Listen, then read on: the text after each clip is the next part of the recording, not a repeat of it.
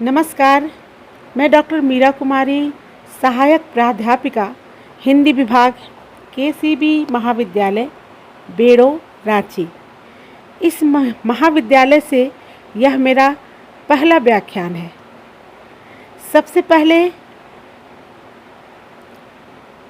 इस नए महाविद्यालय के सभी मेरे प्यारे विद्यार्थियों को मैं प्यार भरा जोहार करती हूँ और अपनी इस पहली कक्षा में सभी को भाषा और भाषा विज्ञान के विविध आयामों से अवगत कराती हूँ। यह व्याख्यान में भाषा और अभिव्यक्ति के अंतर संबंधों की चर्चा के साथ साथ भाषा की व्याख्या एवं विभिन्न परिभाषाओं के माध्यम से भाषा को समझाने या समझने का प्रयास हम सभी करेंगे। साथ ही साथ यह जो भाषा से संबंधित जो मेरा यह व्याख्यान है वह एमए के प्रथम सेमेस्टर के विद्यार्थियों के लिए यह व्याख्यान है। साथ ही साथ कई प्रतियोगी परीक्षाओं में भी यह उपयोगी सिद्ध हो सकता है। तो आइए शुरू करते हैं कि मनुष्य एक सामाजिक प्राणी है, अतः समाज में रहते हुए सदा विचार विमर्श की आवश्यकता होती है। सामान्य रूप में भावाभिव्यक्ति के सभी साधनों को भाषा की संज्ञा दी जाती है। भावाभिव्यक्ति संदर्भ में हम अनेक माध्यमों का सहारा लेते हैं, जैसे स्पर्श करना, चुटकी बजाना, आँख घुमाकर या आँख दबाकर या आँख मूंदकर इशारा करना, उंगली को आधार बनाकर, गहरी सांस छोड़कर, मुख के विभिन्न अंगों के सहयोग से ध्वनि उच्चारण करके हम जितने भी इशारा करते हैं, जितने भी संकेत देते हैं, सभी भाषा के माध्यम ही हैं। भाषा विज्ञान भाषा के वैज्ञानिक अध्ययन से संबंध रखता है। इस विषय की जानकारी प्राप्त करने से पहले आपको हम समझाते हैं कि भाषा क्या होती है और भाषा की परिभाषा क्या है, यह जानना अति आवश्यक है। तो भाषा आखिर है क्या? भाषा शब्द का प्रयोग कई अर्थों में किया जाता है। सामान्य रूप से भाषा उन सभी माध्यमों का बोध कराती है जिनसे भाषा की अभिव्यंजना होती है। वह भाषा का व्यापक पक्ष है। इस दृष्टि से पशु पक्षियों की बोली और हमारे द्वारा किए गए संकेत, सड़क की लाल और हरी बत्ती से सब भाषा की व्यापक सीमा में आ जाते हैं। लेकिन भाषा विज्ञान में जिस भाषा का अध्ययन किया जाता है वह मनुष्यों की भाषा है। यद्यपि हम संकेतों के माध्यम से काफ़ी हद तक अपनी जीवन व्यवहार चला सकते हैं, लेकिन मन के सूक्ष्म भावों और विकारों की पूर्ण और स्पष्टता के साथ संकेतों द्वारा हम प्रकट नहीं कर सकते। इसलिए मनुष्यों को एक स्पष्ट और पूर्ण भाषा चाहिए। अर्थबोध करने के लिए संकेतों के अतिरिक्त कई प्रकार के चिन्हों से भी काम चलाया जा सकता है, जैसे रुकावट या नाविक या और सैनिक झंडे की सहायता से अपने संदेश एक दूसरे को देते हैं। गार्ड के द्वारा हरी या लाल झंडी दिखाकर भी गाड़ी के चलाने और रोकने का संदेश को समझा जा सकता है। लेकिन अर्थबोध के सभी साधन पूर्णता और स्पष्ट को प्राप्त नहीं करते। इसलिए मनुष्य को यह व्यक्त वाणी की आवश्यकता महसूस हुई। भाषा शब्द संस्कृत की भाष धातु से बना है। पाणिनि के अष्टाध्यायी में धातु पाठ के अंतर्गत कहा गया है कि भाषा वक्त्यायम वाची, अर्थात मनुष्य के द्वारा व्यक्त की गई वाणी ही भाषा है। यह भाषा वाचिक होती है। मनुष्य अपने विभिन्न भावों एवं विचारों को इसी भाषा के माध्यम से प्रकट करता है। तो भाषा की परिभाषा क्या हुई? भाषा की परिभाषा के लिए हम कह सकते हैं कि किसी भी वस्तु को परिभाषा में बांधना बहुत कठिन कार्य है, क्योंकि कोई भी वस्तु परिभाषा में बंद कर अपनी पूर्णता को अभिव्यक्त नहीं करती। परिभाषा में कुछ न कुछ कमी अवश्य रह जाती है। किसी भी वस्तु को परिभाषित करते समय 3 दोषों से बचना चाहिए। पहला अव्याप्ति, दूसरा अतिव्याप्ति और तीसरा असंभव। अब व्याप्ति है क्या? जितनी सीमा पर परिभाषा लागू होनी चाहिए उतने पर परिभाषा लागू नहीं होती, उसे अव्याप्ति दोष कहते हैं। जैसे वेदों को जिसने पढ़ा है वही मनुष्य है। मनुष्य की इस परिभाषा में अव्याप्ति दोष है, क्योंकि वेद को पढ़ने वाला मनुष्य है। अतिव्याप्ति, जितनी सीमा तक परिभाषा लागू होना चाहिए उससे अधिक पर यदि लागू हो जाए तो उसमें अतिव्याप्ति दोष होती है। जैसे जिसके 2 नेत्र हैं वही मनुष्य है। परिभाषा के अंतर्गत पशु पक्षी के भी आने लगे हैं, इसलिए यहाँ अतिव्याप्ति दोष है। असंभव, जब बनाई गई परिभाषा किसी पर लागू नहीं होती तो असंभव दोष होता है। जैसे मनुष्य, उसे कहते हैं कि जिसके सिर 2 हैं वो संसार में ऐसा होना असंभव है। इन तीनों दोषों को हटाकर भाषा की परिभाषा देना कठिन कार्य है। इसलिए हमारे भाषा वैज्ञानिकों ने भाषा की अनेक परिभाषाएं दी हैं, जिनकी समालोचना करने पर वे निर्दोष प्रतीत होती हैं। कहीं न कहीं किसी न किसी रूप में हर परिभाषा में कोई न कोई त्रुटि और न्यूनता अवश्य पाई जाती है। भाषा अनंत शब्दों की अविराम यात्रा है। परिभाषा, पहली परिभाषा है कि भाषा अनंत शब्दों की अविराम यात्रा है।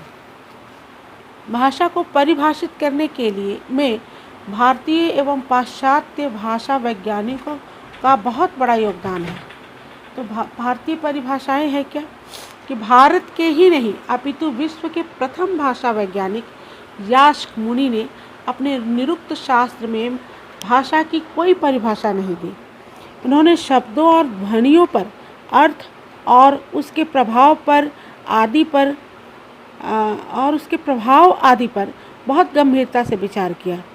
संस्कृत भाषा के महान व्याकरण आचार्य पाणिनि ने अपनी अष्टाध्यायी में ध्वनि और उसके उत्पादन, शब्द, रूप, धातु आदि पर नितांत वैज्ञानिक ढंग से विचार किया, किंतु उन्होंने भी परिभाषा को परिभाषित करने की आवश्यकता नहीं समझी। शायद उनके समय में भाषा सामान्य रूप, व्यक्तिगत और सामाजिक पक्ष में स्वयं परिभाषित हो चुकी थी। आचार्य पाणिनि के बाद कात्यायन ने भी भाषा की कोई परिभाषा नहीं दी। महामुनि पतंजलि ने अपने महाभाष्य में भाषा के तत्व शब्द पर विचार करते हुए इसे परिभाषित किया। जैसे पाणिनि ने महाभाष्य में भाषा के तत्व शब्द पर विचार करते हुए उसे परिभाषित किया है। अथ कह शब्द, अर्थात जिस शब्द का उच्चारण करते ही मानसिक सत्ता और प्रत्यय के रूप में अर्थ विधान हो जाए तथा उस वस्तु का बोध हो जाए जिसके संदर्भ में वह शब्द कहा गया है, उसे शब्द कहते हैं। प्राचीन भारतीय परंपरा के बाद आधुनिक भाषा वैज्ञानिकों और वैयाकरणों ने अनेक अपने अपने ढंग से भाषा को इस प्रकार परिभाषित किया, जिनमें श्री कांता प्रसाद गुरु जी हैं। उनका कहना है कि हिंदी के प्रथम व्याकरण लेखक, यह जो हैं वह हिंदी के प्रथम व्याकरण लेखक हुए हैं, और उन्होंने अपने व्याकरण में कहा है कि भाषा वह साधन है जिसके द्वारा मनुष्य अपने भावों और विचारों को दूसरों के समक्ष लिखकर या बोलकर प्रकट करता है और दूसरों के भाव और विचारों को ग्रहण कर सकता है। डॉक्टर भोलानाथ तिवारी, इन्होंने अपने भाषा विज्ञान के भाषा की परिभाषा में लिखा है कि भाषा उच्चारण अवयवों से उच्चरित अध्ययन विश्लेषणीय यादृच्छिक ध्वनि संकेतों प्रतीकों की वह व्यवस्था है जिसके द्वारा हम समाज के लोग अपने भावों और विचारों को परस्पर आदान प्रदान करते हैं।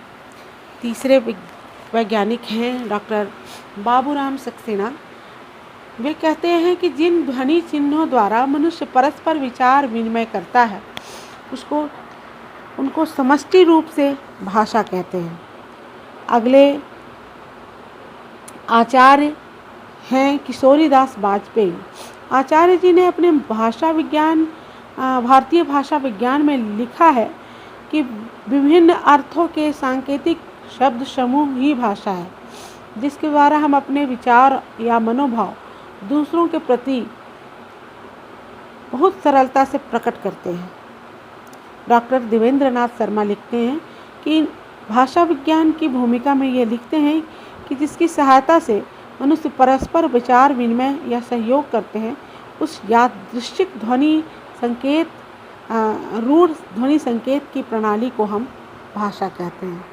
डॉक्टर रत्नचंद्र शर्मा, इन्होंने अपने ग्रंथ भाषा विज्ञान और मानक हिंदी भाषा को इस प्रकार परिभाषित किया है और कहा है कि भाषा यादृच्छिक ध्वनि संकेतों की वह व्यवस्था है जो परंपरागत है और जिसके द्वारा उस भाषा भाषी समाज के लोग परस्पर विचार विनिमय करते हैं। इन विद्वानों के अतिरिक्त doctor Uday Narayan Tiwari, doctor Rajmani Sharma, doctor Dhirendra Verma जैसे मूर्धन्य विद्वानों ने भी भाषा को प्रायः इसी प्रकार से परिभाषित किया है। कुछ पाश्चात्य विद्वानों की परिभाषाएं भी हैं जिसे हम समझते हैं। आप सुने, यूरोपीय विद्वानों ने भी बहुत गंभीरता से भाषा पर विचार किया है, जिनमें कुछ विद्वानों की परिभाषाएं इस प्रकार हैं। A.H.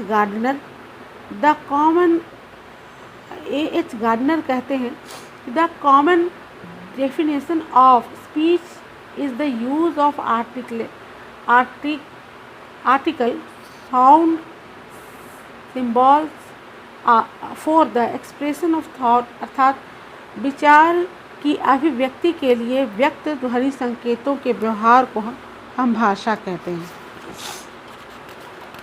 इसी प्रकार हेनरी स्वीट लिखते हैं, language may be defined as the expression of thought by means of speech sound symbols. विचारों को व्यक्त करने के लिए जिन ध्वनि प्रतीकों की सहायता ली जाती है वही भाषा है। तीसरा, मेरियो ए पेई तथा फ्रांस गायनोर डिक्शनरी ऑफ लिंग्विस्टिक में कहा है, a system of communication of voice sound through the origin of speech and hearing among human being of the certain of community using vocal symbol passing or unberty convocational means, अर्थात मनुष्य के वर्ग विशेष में आपसी व्यवहार के लिए प्रयुक्त वे व्यक्त ध्वनि संकेत जिनका अर्थ पूर्व निर्धारित एवं परंपरागत है तथा जिनका आदान प्रदान जिह्वा और कान के माध्यम से होता है, उन्हें भाषा कहते हैं। इन सभी परिभाषाओं के तथ्यों को आधार पर हम सभी सहज परिभाषा देना चाहे तो कह सकते हैं कि भाषा वाक तंत्र से उच्चरित एवं यादृच्छिक तथा रूढ़ ध्वनि प्रतीकों की वह सुनिश्चित व्यवस्था है जिसके माध्यम से उस भाषा भाषी समाज के लोग व्यक्तिगत, सामाजिक और सामान्य तौर पर आपस में जीवन का व्यवहार करते हैं। तो ये रही भाषा की परिभाषा। अब आते हैं भाषा के अभिलक्षण पर, यानी भाषा के लक्षण क्या होने चाहिए, भाषा कैसी होनी चाहिए। विभिन्न परिभाषाओं के अनुशीलन पर तीन बातें विशेष रूप से उभर कर सामने आती हैं। पहला, भाषा ध्वनि संकेत है। दूसरा, भाषा के ध्वनि संकेत यादृच्छिक है। और तीसरा, हर ध्वनि संकेत रूढ़ होते हैं। तो भाषा के ध्वनि संकेत इसलिए कहा जाता है ताकि वह भाव को व्यक्त करने वाले अन्य साधनों से अलग समझी जा सके। दूसरा जो भाषा यादृच्छिक संकेत है, अर्थात उस शब्द और अर्थ में कोई तर्क संगत आधार और संबंध नहीं होता। उदाहरण के तौर पर गाय को गाय क्यों कहते हैं, इसका कोई तर्क संगत उत्तर हमारे पास नहीं है। यदि ध्वनि संकेत और इससे बोधित होने वाले अर्थों और पदार्थों में कोई निश्चित संबंध होता है तो संसार की सभी सांसारिक पदार्थों के लिए एक जैसी ध्वनि प्रयोग में लाई जाती है। उदाहरण के तौर पर संस्कृत में कुत्ते को स्व, हिंदी में कुत्ता और अंग्रेजी में डॉग, रूसी में सबंका और फ्रांसीसी में स्यां, जर्मन में हुंद कहा जाता है। उसी तरह तीसरा जो बात आई है सामने कि भाषा के ध्वनि संकेत किसी विशेष अर्थ में परंपरा से प्रसिद्ध हो जाते हैं, इसी को रूढ़ कहते हैं। तर्कहीन प्रयोग प्रवाह की रीढ़ कही जाती है। ध्वनियाँ हमारे वाग यंत्र से निकली हैं और ये सभी उच्चारण की अपेक्षा रखती हैं। इसलिए भाषा का प्रमुख अर्थ है उच्चरित या वाचिक, यानी जो बोला जाए। भाषा विज्ञान में प्रधान रूप से हम इसी वाचिक भाषा का अध्ययन करते हैं। भाषा के 3 पक्ष हैं, पहला व्यक्तिगत पक्ष, दूसरा सामाजिक पक्ष और तीसरा सामान्य पक्ष। व्यक्तिगत पक्ष क्या है? व्यक्तिगत पक्ष में है इसको वाणी कहते हैं। जैसे कुछ प्रबुद्ध लोग व्यक्तिगत पक्ष में भाषा को हम वाणी कहते हैं। दूसरा, सामाजिक स्तर पर जब व्यक्ति आपस में भाषा का आदान प्रदान करता है तो वह जो आदान प्रदान करता है वह किस स्तर पे होता है? सामाजिक स्तर पे। और तीसरा जो है सामान्य पक्ष। सामान्य पक्ष में मनुष्य मात्र की भाषा का बोध कराती है। सामान्य स्तर पर पहुंचकर भाषा संप्रेषण का व्यापक साधन बन जाती है और भाषा संबंधित जो जटिल प्रक्रिया है, अर्थात जैसे ध्वनन, श्रवणन इत्यादि सबका वह बोध कराती है। इसी को आर्ध भाषा कह सकते हैं। इस प्रकार भाषा व्यक्तिगत स्तर से होती हुई सामान्य स्तर तक और सामान्य स्तर से होती हुई अंतर्राष्ट्रीय स्तर पर पहुंच जाती है।